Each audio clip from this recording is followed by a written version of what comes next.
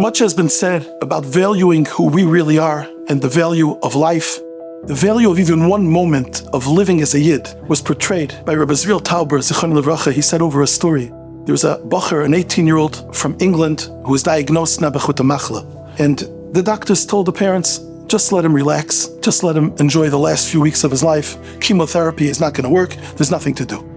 They didn't give up, they brought him to America. In America, the doctors said that there's a possible experimental drug that could perhaps extend his life by a few months. If he's willing to take it, it's a painful procedure, but we need the consent of the patient. He has to sign. Now, the boy seemingly had a doubt if he should go through it, and the father asked Rabbi Zriel, please speak to him. The boy says, I don't understand. Why should I do this? I could hardly do mitzvahs. I could hardly do anything. I'm so weak. I'm going to die. I could accept the mishpat of Hashem. I have no kashas on the Eibishter. But my parents are going through such agony. It's so difficult for them to watch me wither away. Why should I prolong it?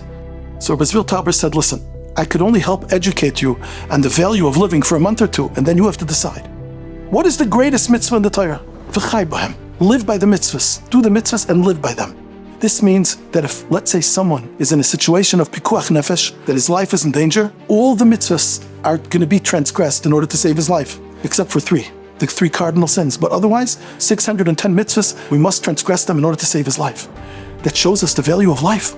Let me ask you, what would be if there's a man who's 100 years old, he's on life support, and to extend his life, he'll live 100 years plus another moment. But to get there, theoretically, let's say it's necessary for all the Jews in the world, 18 million people, to transgress all of the mitzvahs in the Torah except 3. What's the halacha? Are they supposed to do that to prolong his life by one more moment? And the answer, of course, is yes, a resounding yes, because this person will live another moment. All of the mitzvahs by all of the Yidden in the world are worth it in order to prolong one moment of life.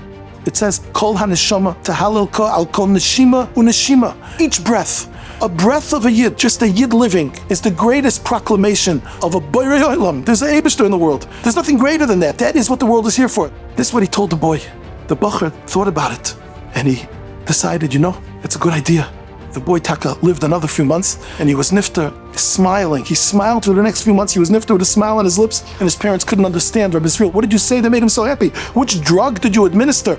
And the drug was the understanding of life, what it is to be a Yid for a moment. The Rambam says in Avos Perek Beis that if a person considers himself a shuffle, insignificant, there's no Aveira that's beneath his dignity. Any Aveira he could do because he doesn't feel his dignity. And the Shem Shmuel explains that if a person which half shining in front of him, his value of what it means to be a Yid, he would never do an Aveira. The reason why a person could possibly do something against Hashem is because he doesn't realize his own dignity. He doesn't feel the dignity of a Yid, of a Chelek Eloka Mimal. If we ponder these things more and more, the more we do so, the easier it'll be to feel, how could I do an Aveira? How could I? I'm a Chelek Yid, I'm a Chelek Eloka Mimal. I'm a nitzchiistic person.